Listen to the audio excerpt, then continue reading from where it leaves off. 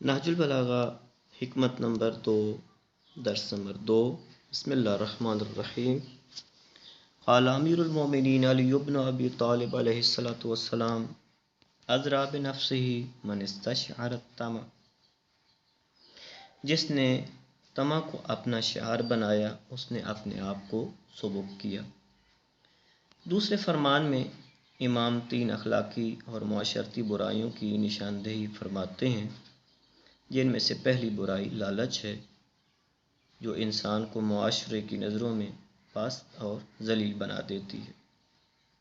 اس فرمان میں استعمال ہونے والے الفاظ کے معانی کچھ یوں ہیں: ازرا بنفسہ سے مراد ایسا شخص ہے جس نے اپنے آپ کو عیبدار کر دیا ہو۔ استشعرہ کا مطلب ہے ایسا لباس پہننا جو جسم کے ساتھ چپکا رہے، اور لفظ طمع جس کو اردو میں لالچ اور حرص بھی کہتے ہیں، اس کا مطلب ہے اپنے حق سے زیادہ کی خواہش کرنا اور دوسروں کے مال پر نظر رکھنا۔ مراد وہ شخص ہے جس نے لالچ کو اپنا رہنما بنا لیا اور لالچ کے سہارے ہی جیتا ہے، اور لالچ ہی اس کا اوڑھنا بچھونا ہے۔ یہ حرص اور لالچ جس کے بارے میں کہا گیا ہے کہ کفر کی بنیادوں میں سے ایک بنیاد ہے، ہمیشہ کی غلامی کا باعث بنتا ہے، ایمان کو کمزور کرتا ہے۔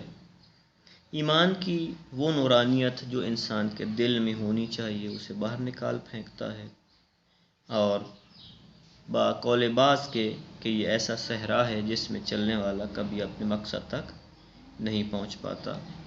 اسی طرح لالچ قناعت اور خوشی سے محرومی کا باعث بنتا ہے۔ کبھی یقین اور آرام حاصل نہیں کر پاتا لالچی، اور یہی لالچی والے دنیا کا اسیر اور دنیا کی محبت میں ہمیشہ گرفتار رہتا ہے، اپنے آپ کو ذلیل کرتا ہے، رسوا کر دیتا ہے۔ اور حریص لالچی کبھی سیر نہیں ہوتا، اگرچہ وہ دنیا کا مالک ہی کیوں نہ بن جائے، پھر بھی وہ فقیر رہتا ہے۔ اسی لیے فرمایا ہے کہ دنیا میں فقیروں جیسی زندگی گزارتا ہے، جبکہ قیامت کے دن امیروں جیسا حساب دے گا۔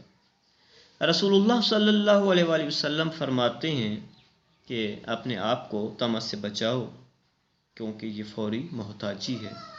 ایک اور مقام پہ ارشاد فرمایا کہ طمع دین کو ہلاک کرتا ہے، اور ورع و پرہیزگاری دین کی حفاظت کرتی ہے۔ قرآن مجید میں اللہ اپنے نبی سے یوں خطاب فرما رہا ہے کہ اے رسول، آپ اس سامان عیش کی طرف ہرگز نگاہ نہ اٹھائیں جو ہم نے ان کافروں میں سے مختلف جماعتوں کو دے رکھا ہے، اور نہ ہی ان کے حال پر رنجیدہ خاطر ہوں، اور اپنے مومنوں کے ساتھ تواضع سے پیش آئیں۔ قرآن مجید کے مطابق حرص و طمع یہودیوں کی صفات میں سے ہیں۔ سورہ بقرہ آیت نمبر 96 میں اللہ تعالیٰ یوں ارشاد فرما رہا ہے: اے رسول، اور آپ ان لوگوں کو زندگی کا سب سے زیادہ حریص پائیں گے، حتیٰ کہ مشرکین سے بھی زیادہ۔ ان میں سے ہر ایک کی خواہش ہوتی ہے کہ کاش اسے 1000 سال عمر ملے، حالانکہ اگر اسے یہ عمر مل بھی جائے تو یہ بات اس کے عذاب کو ہٹا نہیں سکتی، اور جو کچھ وہ کر رہے ہیں اللہ سے خوب دیکھتا ہے۔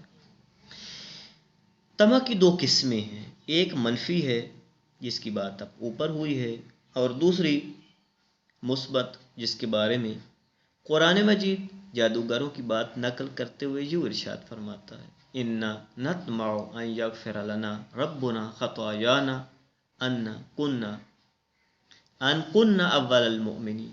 اس بنا پر کہ ہم سب سے پہلے ایمان والے بنے ہیں، ہمیں امید پڑتی ہے کہ ہمارا رب ہماری سب خطائیں معاف کروا دے گا۔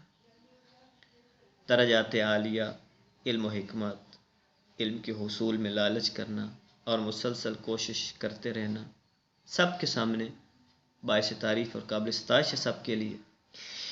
طمع کے مقابل میں قناعت ہے، جس کے بارے میں امیر المومنین فرماتے ہیں کہ معز من قنع وذل من طمع، جس نے قناعت کی وہ عزت دار ہوا، جس نے لالچ کیا وہ ذلیل ہوگا۔